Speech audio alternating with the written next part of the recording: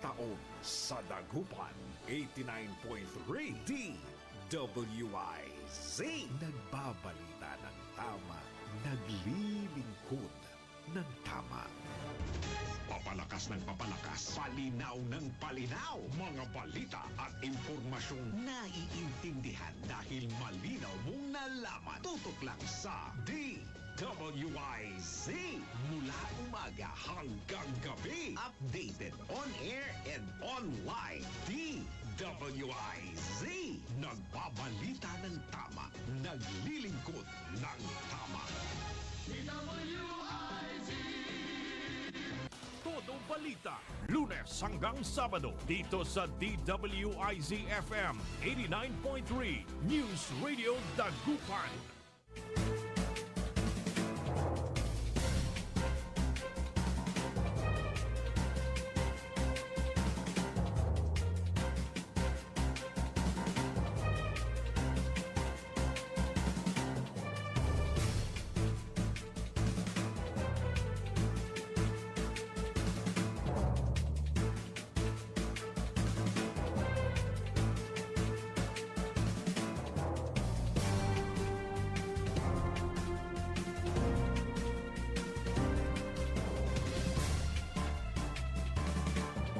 Good morning mga kaibigan. Naimbag na bigat kanyayo amin na po. Araw ng Lunes, ngayon ay December 22. At oras na ng ating programang Todo Balita at Komentaryo sa DWIC Dagupan. Muli tayo ay magkakasama-sama hanggang alas 6 ng umaga. Inyong maririnig mga balita kaganapan sa lalawigan ng Pangasinan, sa ibang bahagi ng bansa at sa ibayong dagat. Ang inyong katodo balita, ako si Liway Manantan Iparagiren. Ang aking partner si Kaaron Susan niya daw. At sa technical kasama natin Kaaron Edwin Inong. Sa ulo ng mga balita sa Balitang Nasyonal.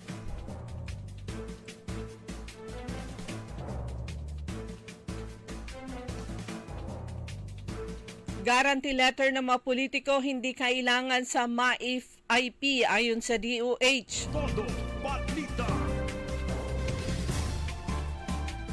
96.5 million pesos na flood control project sa Davao, hindi ito ghost. Todo Balita. Hotel na tinuluyan ni dating Undersecretary Cabral sa Baguio sinuyod ng NBI. Todo Balita.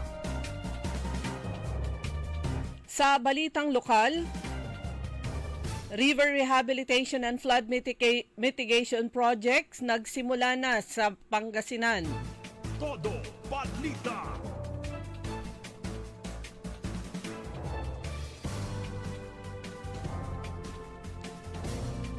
Regional Office ng Department of Agriculture binuksan Swal Incubation Hub para sa agri-fishery at bamboo sectors.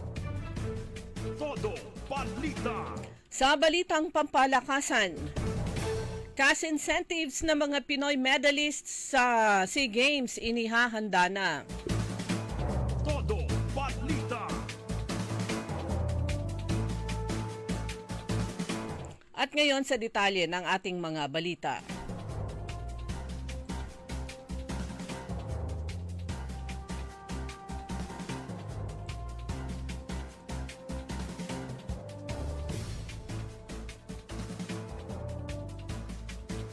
Nilinaw ng Department of Health o DOH na hindi na kinakailangan ng guarantee letters mula sa mga politiko upang ma-i-avail ang medical assistance for indigent and financially incapacitated patients o MAIF-IP program.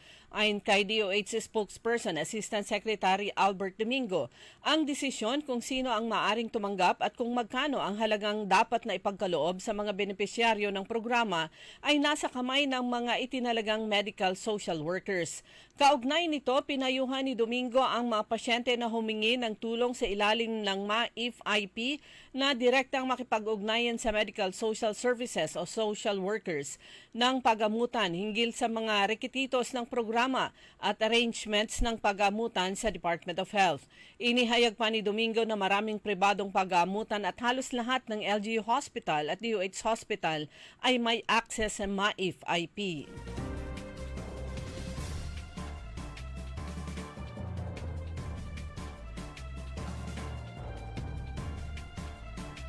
Hindi ghost ang kaso sa 96.5 million pesos flood control project sa Kulaman, San Abad, Santos, Davao Occidental dahil natapos ng maayos at nalapatan ng mga kaukulang mga repair ng daanan ito ng mga bagyo.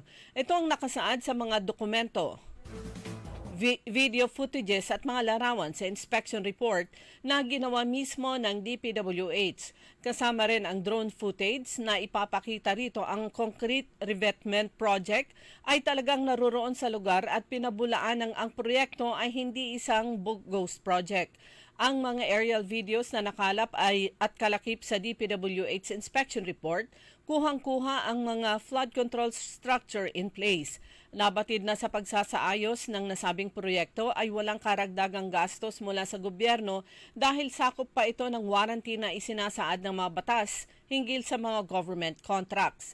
Ang project ayon pa rin sa dokumento ay naisakatuparan ng DPWH Davao Occidental District Engineering Office na siyang tagapangasiwa nito at nai-award noon 2022 sa St. Timothy Construction Corporation na pag-aari na ngayon ng nakakulong na si Sara Diskaya. Sakop nito ang pagtatayo ng concrete revetment bilang proteksyon sa baha ng mga komunidad sa nasabing lugar.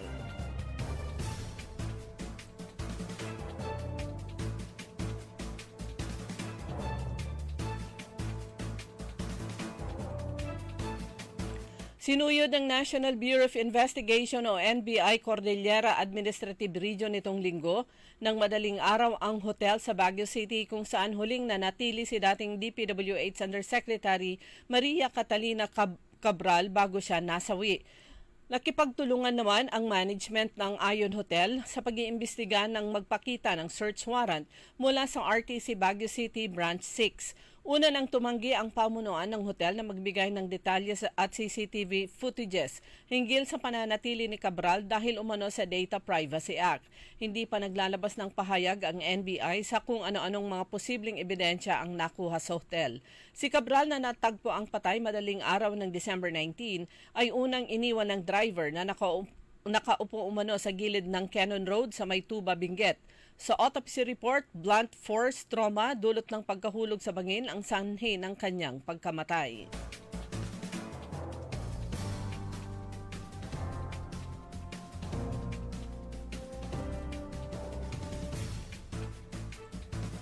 Inatasan ni Philippine National Police Acting Chief Police Lieutenant General Jose Melencio Nartates Jr.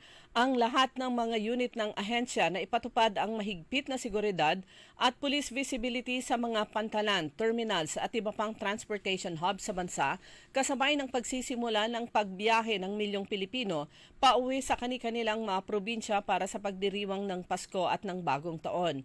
Ayon kay Nartates, inatasan niya ang mga lokal na unit ng pulisya na maiingat na planuhin at isaayos ang deployment ng mga tauhan sa mga pangunahing transport hub para matiyak ang kaligtasan at maayos na daloy ng mga pasahero kasabay ng inaasahang pagdami ng mga biyahero. Higit 100,000 o 100,000 na pulis ang i-deploy sa buong bansa para tiyakin ang seguridad sa Pasko at Bagong Taon, mas mataas kumpara sa 60,000 na deployment nung nakaraang taon para masiguro ang sapat na pagbabantay sa mga terminal, pangunahing kalsada at iba pang mataong lugar.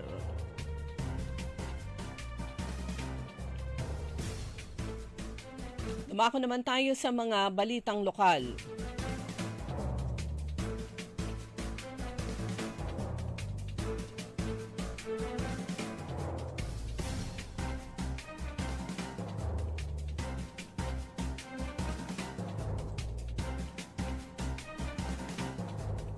Balita mula sa Kapitolyo, sinimulan na ang paglilinis sa mga bungad ng mga ilog patungong dagat Ito ay bilang bahagi ng River Rehabilitation and Flood Mitigation Project ng Pamahalaang Panlalawigan ng Pangasinan. Unang isinagawa ang operasyon sa Limahong Channel sa Lingayen nitong linggo, December 21, 2025. Dahil sa matagal nang naipong makakapal na lupa at buhangin, kritikal na unahin ang mga bunganga ng ilog na kasalukuyang barado at may mataas na antas ng siltation. Ang pagbabara sa mga bahaging ito ang pangunahing sanhi ng mabagal na pagdaloy ng tubig na nagdudulot ng pagbaha sa mga karatig lugar. Pansamantalang mananatili sa dagat ang barkong gagamitin sa proyekto upang magsagawa ng paglilinis at pagtatanggal ng mga naipong lupa at buhangin sa bungad ng ilog.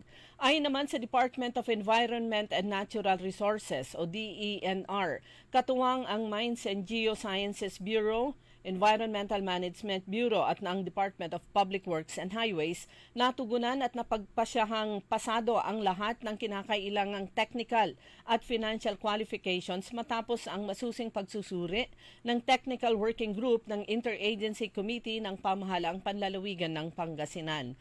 Ang River Rehabilitation and Flood Mitigation Project ang itinuturing na pangmatagalang solusyon ng lalawigan laban sa sunod-sunod na pagbaha sa Pangasinan. Isang suliraning patuloy na nagbabanta sa buhay at sumisira sa kabuhayan ng maraming Pangasinense.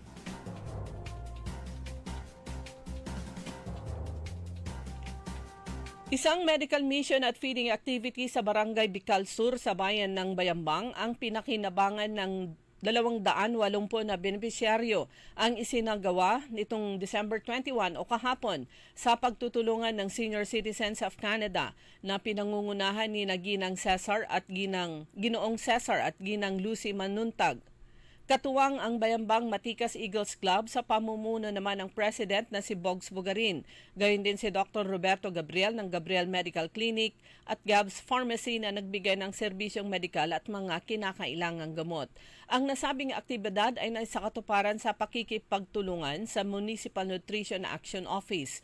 Kabilang sa mga serbisyong inihatid ay libreng konsultasyon, medikal, pamamahagi ng gamot at masustansyang pagkain para sa mga bata at iba pang sektor ng komunidad.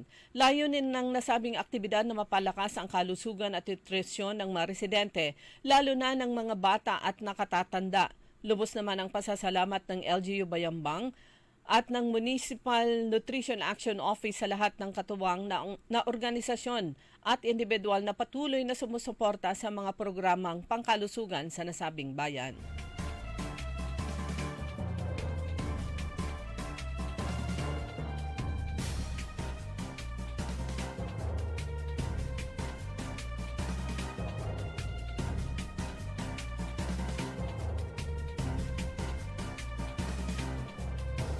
Samantala, ang Department of Department of Agriculture Regional Field Office 1, personal nitong binuksan ang Sual Incubation Hub. Ito ay facility na magbibigay suporta sa mga farmers and fisherfolk sa kanilang agribusiness ventures. Pinangunahan ni DA Regional Office 1 o Officer in Charge, Regional Executive Director Dennis Taktak, ang nasabing ribbon cutting. Ang groundbreaking naman nito ay ginanap noong taong 2021. Ang nasabing Sual Incubation Hub ay may dalawang component. Ito ang Sustainable Agriculture and Fishery Enterprises at ang Bamboo Rural Enterprise Development. Sa ilalim ng SAFE o Sustainable Agriculture and Fishery Enterprise, ang Department of Agriculture at ang mga partners nito kagaya ng State Universities and Research Institutes, sila ay magtatatag ng fasilidad para naman sa agribusiness startups at magbibigay ng suporta para naman sa mga entrepreneurs sa agrikultura at fishery sector. Samantalang ang bread component o ang Bamboo Rural Enterprise Development ay mag-focus naman sa bamboo industry. Itinatag ang mga pasilidad para naman palakasin ang economic potential ng bamboo o kawayan na isang high-value crop at substitute sa wood products. Dumako naman tayo sa mga balitang pampalakasan. Inihahanda na ang cash incentives ng mga Pinoy athletes na nakasungkit ng medalya sa katatapos na 2025 Southeast Asian Games sa Bangkok, Thailand. Nakasaad sa Republic Act 10699 na mas kilala sa National Athletes and Coaches Benefits and Incentive Acts na magkakamit ng tig 300,000 ang mga gold medalist.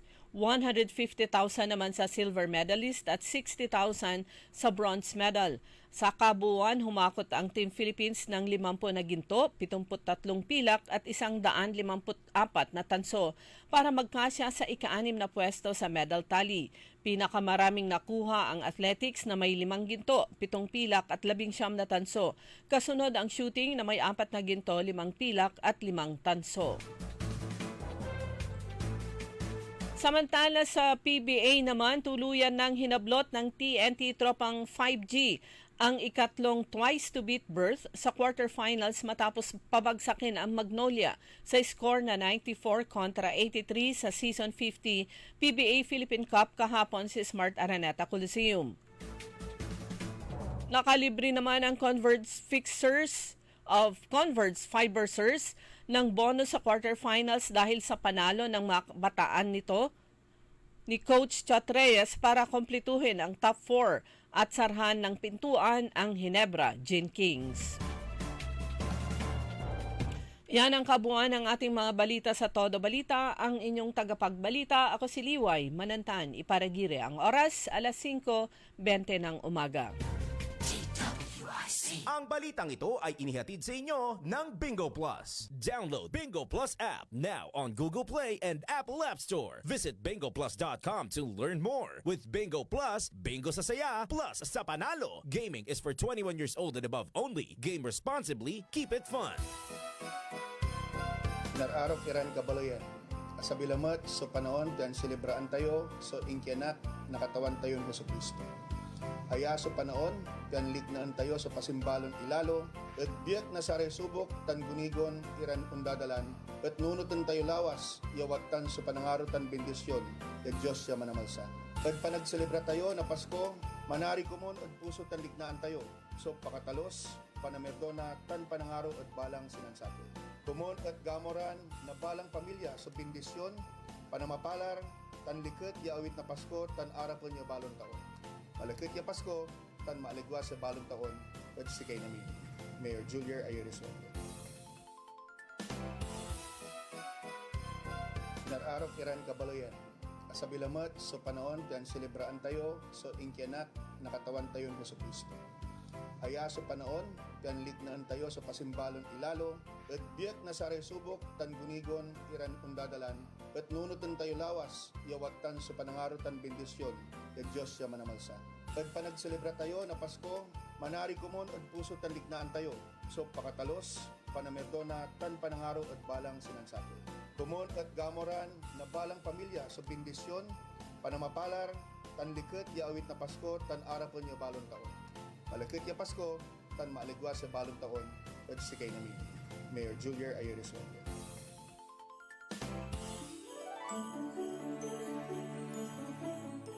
Magandang araw po sa lahat ng masugid na tagapakinig ng DWIZ. Ngayong panahon ng Kapaskuhan, kami po sa pamahalaang lungsod ng Alaminos ay taus-pusong nagpapasalamat sa patuloy ninyong suporta, tiwala at pagkakaisa. Sa kabila ng mga hamon, nananatili tayong matatag dahil sa ating pananampalataya, pagkakaisa at malasakit sa isa't isa. Naway maging panahon ito ng pag-asa, kapayapaan at pagbibigayan sa bawat pamilya. Sa pagpasok ng bagong taon, asahan ninyo na patuloy kaming maglilingkod ng tapat at buong puso para sa mas maunlad, ligtas at masaganang Alaminos. Maligayang Pasko po at manigong bagong taon sa ating lahat.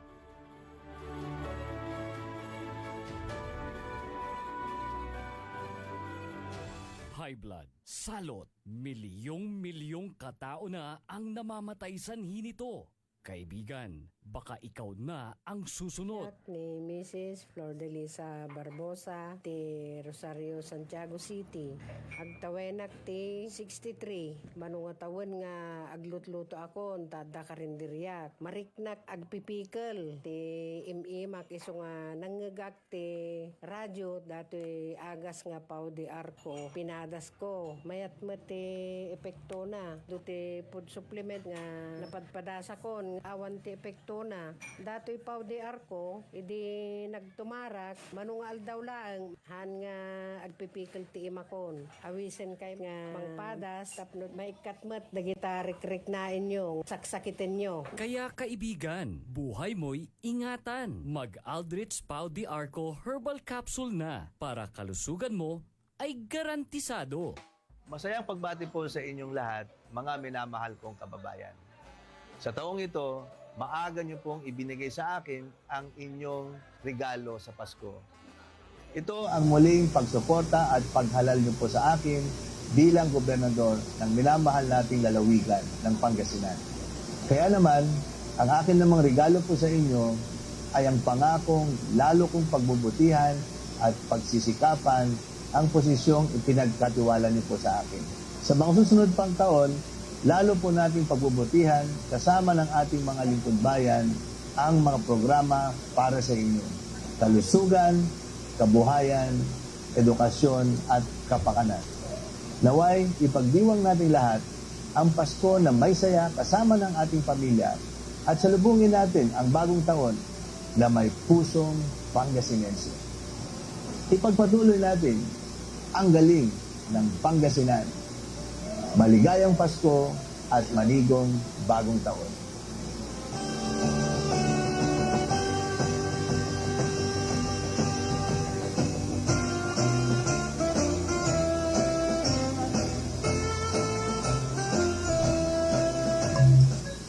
Uy suki, mananap kayo na mamuran sa sariwan?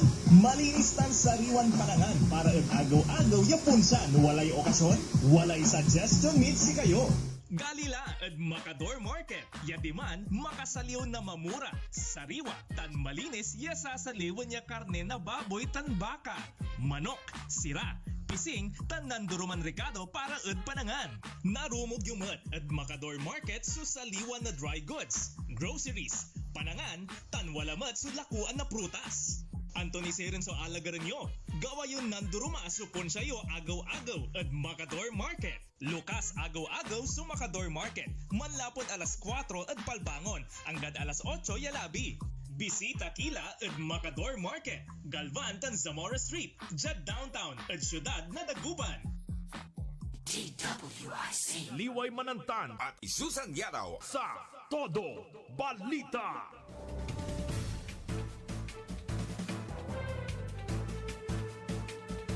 Oras na po natin mga kaibigan, alas 5:26 na po ng umaga sa pangalawang bahagi ng Todo Balita. Kasama nyo pa rin Liway Manantan Iparagire.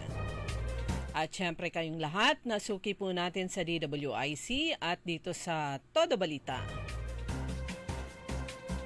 Papalapit ng papalapit ang napakahabang bakasyon. Ayan, December 24, Wednesday po. Ngayon ay 22.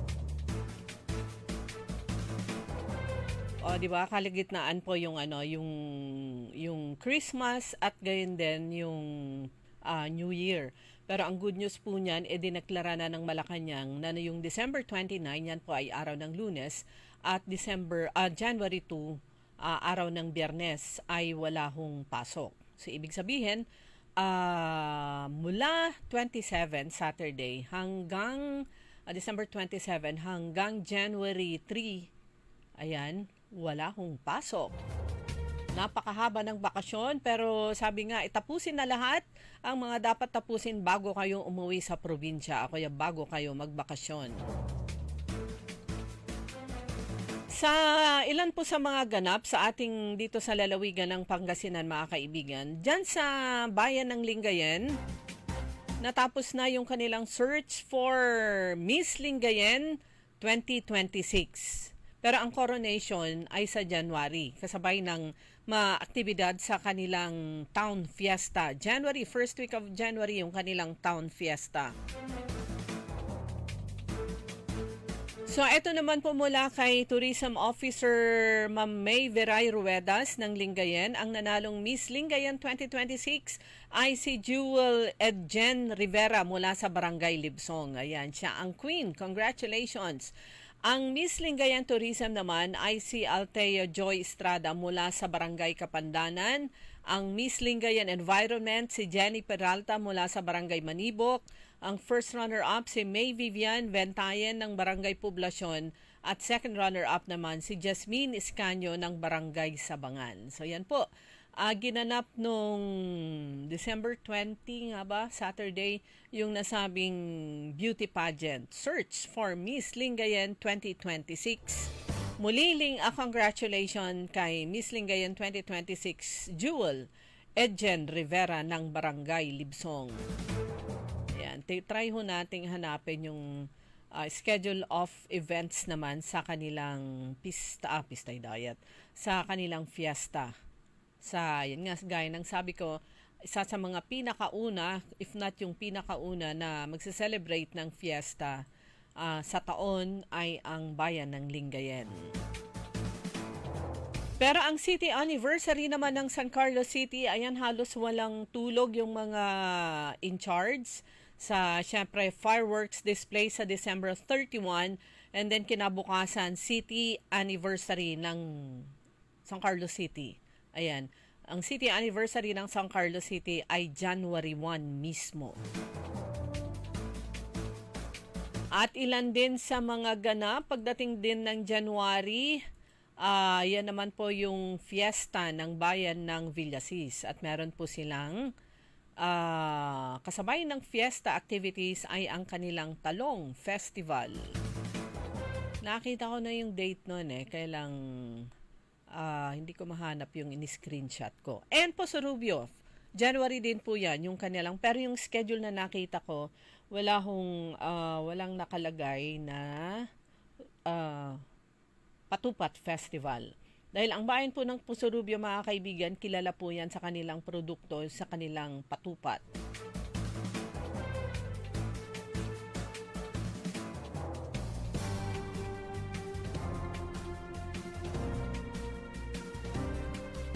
Ayan, Patupat Festival. At syempre, ngayon naman, etong weeks na to, ay ang fiesta ng Dagupan City.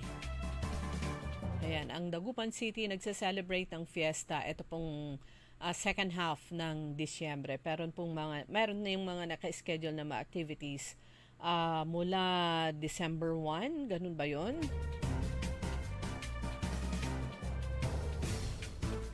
Tingnan natin ang schedule ng Dagupan. At saka ang ano naman, asa na yung hinahanap ko, ang Binmalay, yung kapitbahay po natin, ay sa ano yan, sa last weeks ng ng January and then papasok ng February.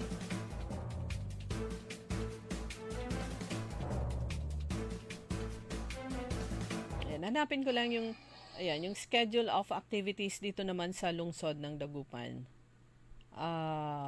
Sa ating fiesta.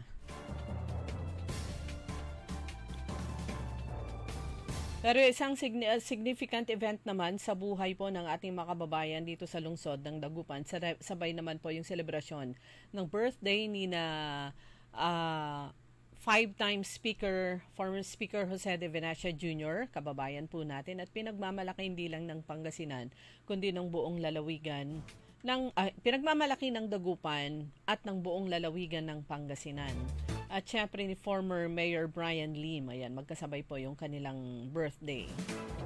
Ayan, hindi ko mahanap yung asahan yung schedule of events sa fiesta naman ng lungsod ng Dagupan. Pero dahil hindi po wala pong regular session ngayon ang Sangguniang Palalawigan ng Pangasinan, bagamat ngayon po ay Lunes, dahil ang kanilang regular session po ay tuwing araw ng Lunes, pero ngayon po ay wala silang session. Pero kung kinakailangan na sila ay may special session, ay magko-call naman for special session. At pwede naman via Zoom Ayan, ang sabi nga ni Vice Governor Mark de Guzman Lambino. Kanya naman, ang gagawin ko, ipaparinig ko na lang po sa inyo yung pag-aproba. Ay, interview po ito kay Vice Governor Mark Lambino sa kanilang pag-aproba sa budget, annual budget ng lalawigan ng Pangasinan para naman sa taong 2026. At personal mismo na pumunta si Governor Ramon Gico III sa committee hearing para sa pagdinig po ng committee sa nasabing proposed budget ng Pangasinan, pero naipasa. After that ay pagkatapos ng masusing pag-aaral, pagkatapos po ng presentation at pagdepensa ng mga department heads sa kanilang mga budget, ay naipasa na rin po ng Sangguniang Palalawigan ang nasabing budget ng ating lalawigan. Pagkatapos po na iakyat ng committee yung nasabing approved budget sa plenary for approval. But anyway, mga kaibigan, ito po yung interview kay Vice Governor Mark de Guzman Lambino, kaugnay po niyan. Ng Sangguniang Palalawigan ay na-approve na po sa plenaryo yung 2026 annual budget ng lalawigan ng Pangasinan ay in the amount of 8.3 billion pesos. This is significantly higher from the 2025 budget of a little over 7 billion. So may git 1 billion po yung increase niya from calendar year 2025 to calendar year 2026. Ang significant source po ng increase ng budget, syempre para magkaroon ng budget, kailangan may source ng funding. Unang-una, tumaas po ang national tax allocation ng lalawigan. Isa po yan sa cost ng increase. Pero ang significant po ay yung increase po sa local generated income ng lalawigan ng Pangasinan, particularly po sa ating mga economic enterprises. Kaya umabot po ngayon ng 8.3 billion. And as always, a significant part of the budget would still go to social services. So that includes healthcare, agriculture, education, and other related activities. Meron din po tayong pondo, of course, sa infrastructure, operational expenses, at syempre, personal services, which is also a major component ng ating annual budget. Sir, noong 2024, quarry collections were 280 kung di ako nagkamalas. Magkano ngayon for 2024? The 280, if I'm not mistaken, was the projection was only 150 pero nakapag-collect po ng 280. If I remember the numbers of 2024 correctly. Noong 2025, ganun din po, conservative din yung projections. I think nasa mga 150. I think mag-exceed na naman ulit ng 200 for 2025, definitely. For 2026, we're still pegging at that around that number, around 150, conservative po, because based on the volume, syempre, yun. Pero definitely kapag may excess naman po, we give credit sa efficiency ng collection at saka sa increased demand ng quarry. For was a good year for quarry versus 2025? It's similar pa rin naman po as far as the demand. So kita natin consistent yan mula nung nagkaroon tayo ng mas maayos na sistema sa pagkolekta ay tumaas at ngayon ay nagle-level na siya dyan sa number na yan. So that is actually the more or less the mean revenue that can be collected by the province pagdating po sa revenue collections. Of course, there's still areas for improvement.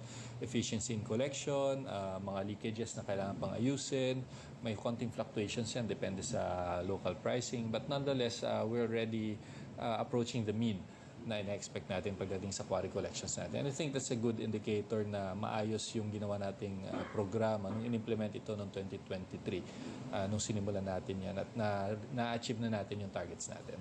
Aling department po, Vice Gov, yung tinaasan natin for 2026? Well, wala naman pong specific na department. Pero sa sector, syempre ang significant po dyan parati is healthcare pa rin. Which has always been the bulk of the expense ng probinsya, maliban po dun sa sweldo ng mga tao, syempre. But as far as which sector, healthcare is always a priority. Malaki po dyan. Sabi nga po ng ating gobernador during the budget deliberation ng Miyerkules, nung nagpresenta po sa committee level, ang long-term plans po ng lalawigan ng Pangasinan ay magkaroon ng quality, affordable, if not free, healthcare para po sa ating mga kababayan na nangangailangan. So we're targeting additional hospitals po na itatayo. additional personnel, both sa mga medical and non-medical personnel na siyang mag-ooperate ng ating mga hospital, and additional services and equipments pa rin po to ensure that we have adequate services para po sa ating mga kababayan. Kailan po malalaman, Vice Gov, na mayroon tayong savings for 2025? Usually as early as the second quarter, nagkakaroon na ng mga initial numbers po yan or projections pagdating po sa savings. Usually nanggagaling po yan sa mga unfilled positions or kapag may mga natipid po sa ilang mga programa. So pagdating po sa savings for the 2026 budget, as early as the second quarter, usually around April or May, may nakikita na po tayong savings. Pagdating naman po sa excess collection or excess revenues, usually mga mid-year po yan, mga July or August, doon tayo nagkakaroon ng mga additional supplemental budgets based on added revenue. So yan yung mga normal na timeline po pagdating po sa budget process. Sir, magkano po yung allocation sa ongoing development dito sa Capitol? Well, the master plan for the Capitol right now, of course, yung Capitol Plaza, that's nearly 2 billion. Ito pong nandito sa likod natin na fountain. And the entire development of the Capitol grounds, hindi po bababa sa 300 million yan. Iba pa po yung budget doon sa Convention Center. I think nagkaroon ng initial, if I remember correctly, the initial funding was 50 million at continuing appropriation po yan. So all in all, kung i-add up pa lang yung mga initial na yan na program na funds, we're already looking at more or less around 3 billion already appropriated. About a little under 3 billion, maybe 2.5 billion that is appropriated for the development of the Capitol Complex based on the ongoing projects alone. Pero kita niyo naman, multiple phase po yan. At saka hindi po dyan matatapos yan dahil may iba pa po mga plano, yung Baywalk, the improvements of the Capitol grounds, the additional structures pa po na itatayo dito. So it's a continuing program. But as far as appropriated and ongoing programs, it's about 2.5 billion, give or take a few. Sir, sa agriculture, considering na na-launch na yung programa kung saan pwedeng bumili ang probinsya ng palay from... Let me correct that. The arrangement that was agreed upon by the province initially for corporate farming was a tripartite agreement between NFA, the provincial government, and mga cooperatives or mga rice producers, palay producers na bibili po, ipa-prioritize po ng NFA yung bibili po ang NFA sa ating mga corporate farmers based dun sa programa ng probinsya. So that is the arrangement that was initial. So we're still looking and developing the program kung saan yung probinsya na po yung bibili. Meron na po tayong mga, actually hindi siya plano dahil nasimulan na po yung hakbangin para po dun sa mga steps na yan. Meron pong itatayo ng mga facilities ang Provincial Agricultural Office para po dyan. Abangan na lang po natin yung formal na announcement ng ating gobernador. Pero kung nasubaybayan niyo po yung ating session, I think 2 or 3 sessions, nabanggit po doon yung isa sa mga programa or pundasyon po ng project na yan para po sa ating mga farmers. Mga ilang facilities po? Right now, may isang area po na dinidevelop for that initially. Paano po din, sir, sa appropriation ng development? So kung kukulangin yun, saan din na lang? Supplemental budget o yung merong... Naka-program po yan under different source of funding. Meron po, kung naalala po ninyo, noong 2023, meron na pong standby loan ang probinsya for that. Hindi pa naman po nagagalaw lahat yun. Maliit pa lang po yung nado-draw down doon. So meron po nakaabang na budget para po doon. At naka-program naman po siya. Hindi naman porke nagkaroon na agreement for the loan of this year, obligadong ilabas na namin lahat. Hindi po. Program po yan ng ating gobernador na ilalabas lamang po siya pag kailangan na yung pondo. Importante, nakaabang na yung funding na aprubahan na po. Ayaw naman po natin na may sabihin po ang mga tao na hindi pa naman pala ginagawa, bakit nilabas ng pera. So lalabas lang po yan as soon as kailangan na pong ilabas yung pondo. But definitely the funding is already on standby.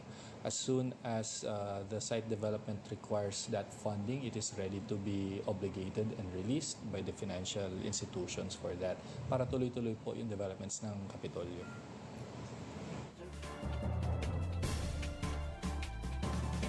So yan mga kaibigan, yan po si Vice Governor Mark D. Guzman Lambino. At yun nga po yung budget for 2026 ay 8.3 billion pesos, a little over 1 million. Nag-i-increase po yan. May a certain percentage po na hindi dapat lumampas doon. As prescribed by law, yung itataas po ng budget ng kada local government unit. So for lalawigan ng Pangasinan, 8.3 billion pesos ang approved budget, annual budget for year 2026 dito sa ating lalawigan. So meron lang tayong correction mga kaibigan sa balita po natin kanina. Nakaproject na talaga to, naka-schedule na talaga yung pag-uumpisa ng pagtatanggal, paglilinis sa mga bungad ng mga ilog, unang sa ilalim ng River Rehabilitation and Flood Mitigation Project ng lalawigan ng Pangasinan ng provincial government. At unang isasagawa nga dyan, supposed to be kahapon, gaya ng balita natin kanina, supposed to be kahapon, December 21, umpisahang tanggalin yung makapal na lupa at buhangin dun sa may bukana ng Limahong Channel. Pero dahil sa malakas po ang alon kahapon, ay hindi pala nakapag-umpisa. Ayan, hindi i-correction po dun sa balita ko kanina. Hindi nakapag-umpisa dahil sa hindi nakapag-dock o hindi nakarating yung barko na paglalagyan ng mga tatanggaling mga buhangin at saka lupa sa nasabing bukana ng Limahong Channel. So na-delay po dahil malakas po ang hangin at saka ang alon. Baka sakali po bukas mag-umpisa. Pero target talaga ng ating gobernador, sabi nga ni Governor Ramon Gico III, napakahalaga na malinisan unang-una yung bukana ng mga unahin yung mga malalaking ilog para naman yung flow ng tubig galing sa mga inland bahaging loob kumbaga na mga ilog mas mabilis yung pag-flow palabas lalo na pag panahon po ng ulan at saka bagyo-bagyo. Nagiging sanhi po ng mabilis na pagtaas ng tubig baha yung naiipon po sa bandang loob bandang loob ng mga bayan at saka mga lungsod. Hindi makalabas kaagad, hindi maayos yung flow ng tubig palabas dahil naman nga parang may nakablock sa bandang ilalim po ng ilog. Lalo na dun sa mga delta o bukana, may mga po dyan, naipong silt. Halong po yan, putik at saka buhangin. Putik, lupa, buhangin. Sabi nga po ni Governor Gico, andyan na pa hindi na talaga, we cannot do anything dito sa climate change. At di po ba napansin naman po natin at naranasan po natin papalakas ang mga bagyo at padami yung ulan na bumabagsak. At ang bilis tumaas ng tubig lalo na katabi po natin mga bundok, bukod sa sariling bundok ng lalawigan ng Pangasinan dito sa pangalawang distrito ng Pangasinan, doon sa pang-anim na distrito ng Pangasinan, katabi po nito ang mga bundok-bundok ng Benguet at saka ng Nueva Ecija and Vizcaya. Saan pupunta yung tubig diyan? Pababa sa Agno River at iba pang mga ilog dito sa ating lalawigan. And even yung mga ilog po natin, talagang napakataas na yung lupa o yung silt. Kanya naman, konting ulan o ilang minuto, wala pang 30 minutes na ulan, yung mga ilog po natin umaapaw na o kaya mataas na yung level. So ang sabi nga po ni Governor Gico, hindi naman po bago ito. Matagal na po niyang inanunsyo, palagi ho nating sinasabi dito sa Todo Balita, na si Governor Gico, once na nagbigkas na po yan ng proyekto, ibig sabihin kanilang naayos na yung mga kinakailangang mga papeles, yung kinakailangang approval mula sa iba't ibang government agencies. So sabi nga po niya, sabi po ni Governor Monmon Gico, ang rehabilitation o river rehabilitation and flood mitigation project, ito po yung itinuturing na pangmatagalang solusyon ng lalawigan laban sa pagbaha dito sa Pangasinan. Ito po ay taon-taon pong malaking problema, lalo na dito sa Central Pangasinan. Ang tubig palabas dyan sa Agno River saan ba yung mga exit areas papunta sa Agno River, sa Lingayen Gulf. Agno River lalabas sa Lingayen at marami pang mga river tributaries dyan. Meron ding dyan sa Labrador, lalabas ang tubig dyan galing sa mga bundok, galing sa inland. Dito sa Binmalay, Dagupan, yung mga coastal areas, San Fabian. Meron pa yung tubig. Pag dito sa may 2nd District, meron pa yung tubig nang gagaling naman sa ang kadugtong ng ating ilog, kadugtong dyan sa ilog ng Tarlac. Di ba? Kaya kinakailangan talaga ang dredging o kaya itong river rehabilitation na mag-uumpisa sa pagki-clean up o clear up ng mga putik at saka buhangin dyan sa mga bukana. Actually, sabi nga ni Governor Gico, kailangan din at gusto nilang makipag-tie up dito sa lungsod ng Dagupan dahil kailangan ding linisan dyan sa may bukana ng Pantal River. Yan po, sa pagitan po yan ng Pugaro, Barangay Pugaro, at saka sa kabila naman ay Bunuan Geset, Sabangan. Ang problema lang dito sa lungsod ng Dagupan, dito sa ating mga ilog, yung main na daluyan ng tubig, hindi lang po putik na po yan. Putik sanhinong mga feeds na galing sa mga fish pens na napakarami po dito sa mga ilog ng Dagupan. So, yung feeds na hindi naubos ng mga isda, hindi na nila na-catch, nagiging kasama na sa putik po yan. At nagkukos ng pagtaas ng level ng ng riverbed. Imagine patapos na yung taon at saka pagpasok naman ng 2026, ayan na naman, isipin na naman po natin, naku po, wag muna sanang bumagyo dahil ang bagyo ngayon ay year round, buong taon nagkakaroon ng matinding pag-ulan at saka ng bagyo. Anyway, oras na po natin mga kaibigan. Meron na lamang pong 10 minuto bago mag-alas 6 ng umaga. Magbe-break lang po tayo. Babalik po ang Todo Balita. That time check was brought to you by ACS Manufacturing Corporation, ISO certified world-class quality. Nararaw kirang kabaloyan. Sa bilamat, sa panahon, dyan silibraan tayo sa ingkanak, nakatawan tayo ng Jesucristo. Kaya sa panahon, dyan ligmaan tayo sa pasimbalon ilalo, at biyot na sa resubok, sa gunigon, iran itong dadalan, at nunitin tayo lawas, iawatan sa panangaritan bindisyon, at Diyos siya manamaysa. At panagselebra tayo na Pasko, manari kumon at puso tan lignaan tayo, so pakatalos, panamerto na tan panangaro at balang sinansako. Kumon at gamoran na palang pamilya sa bindisyon, panamapalar, tan likot, yaawit na Pasko, tan arapon niyo balon taon. Malapit niya Pasko, tan maaligwa sa balong taon, at sikay namin. Mayor Julier Ayuris. Nararaw kirang kabaloyan. Sa bilamat, sa panahon, kan silibraan tayo, sa ingkanak, nakatawan tayo ng Jesucristo.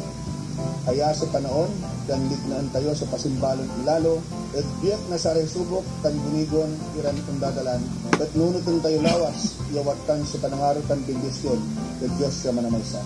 At panagselebra tayo na Pasko, manari kumon at puso tan lignaan tayo, so pakatalos, panamerto na tan panangaro at balang sinansako. Kumon at gamoran na balang pamilya sa bindisyon, panamapalar, tan likot, yaawit na Pasko, tan arapon niya balong taon. Malakit niya Pasko, tan maaligwa sa balong taon, at sikay namin. Mayor Julier Ayuris.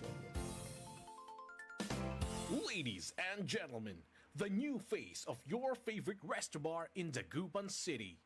The original party place in town. The Music Warehouse Club Dagupan City. No need to go to Manila's top bars like Silo and BSK Club. Dagupan has it all. Fully air-conditioned with free entrance, free parking, and restrooms for all. Doors open at 7 p.m. Do well, live well, and dress really well. Find us at Paris Street, Barangay Pogo, Chico. Contact us at 075-522-2617. Reserve your tables now. Masayang pagbati po sa inyong lahat, mga minamahal kong kababayan. Sa taong ito, maaga niyo pong ibinigay sa akin ang inyong regalo sa Pasko. Ito ang muling pagsuporta at paghalal niyo po sa akin bilang gobernador ng minamahal nating lalawigan ng Pangasinan. Kaya naman, ang akin namang regalo po sa inyo ay ang pangakong lalo kong pagbubutihan at pagsisikapan ang posisyong ipinagkatiwala niyo po sa akin. Sa mga susunod pang taon, lalo po natin pagbubutihan kasama ng ating mga lingkod bayan ang mga programa para sa inyo. Kalusugan, kabuhayan, edukasyon at kapakanan. Naway, ipagdiwang nating lahat ang Pasko na may saya kasama ng ating pamilya at salubungin natin ang bagong taon na may pusong Pangasinense. Ipagpatuloy natin ang galing ng Pangasinan. Maligayang Pasko at manigong bagong taon.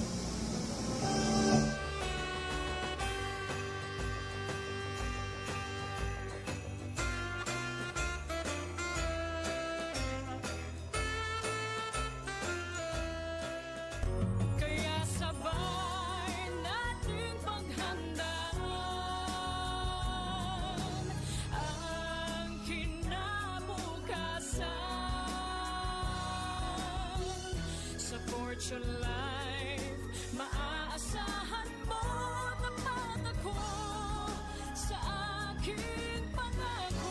Para sa compulsory insurance coverage for agency-hired migrant workers, Fortune Life Insurance, securing your tomorrow today. Hoy mga suki, hanap nyo ba ay mga murang bilihin, malinis at sariwang pagkain sa pang-araw-araw at handaan tuwing may okasyon? May suggestion kami sa iyo. Tayo na sa Macador Market na kung saan inyong mabibili ang mga mura, sariwa, malinis at ligtas na bilihin tulad ng karne ng baboy at baka, manok, isda, gulay at iba-ibang sangkap sa pagkain. Matatagpuan din sa Macador Market ang dry goods, groceries, eateries at fruit section. Kaya ano pang hinihintay nyo? Gawing bongga ang handa mo everyday with Macador Market. Macador Market is open from 4 a.m. to 8 p.m. Visit us at Macador Market, Galban Street at Zamora Street sa downtown, Dagupan City. DWIZ.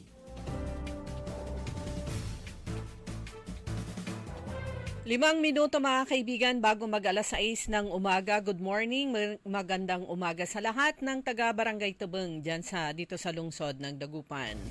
Sa pangunguna ng kanilang kapitan, tama yung naalala ko na siya nga yung naging PTA president siya ng Tubeng Elementary School during magkakasabay po kami.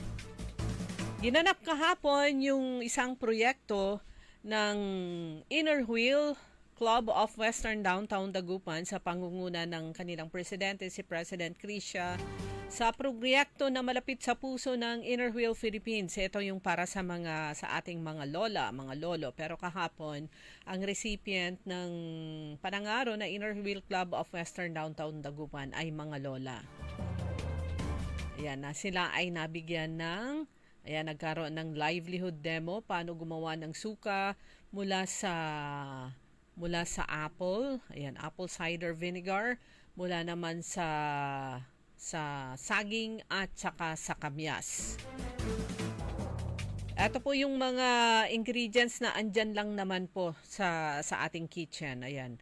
Pero hindi naman kailangan for apple cider, hindi naman kailangan bumili kayo ng bago. Yung mga luma, yung halos hindi na nabenta. Marami po yan pagkatapos po ng New Year. Ganun din yung saging, yung overripe na, yan ang perfect para gawing suka.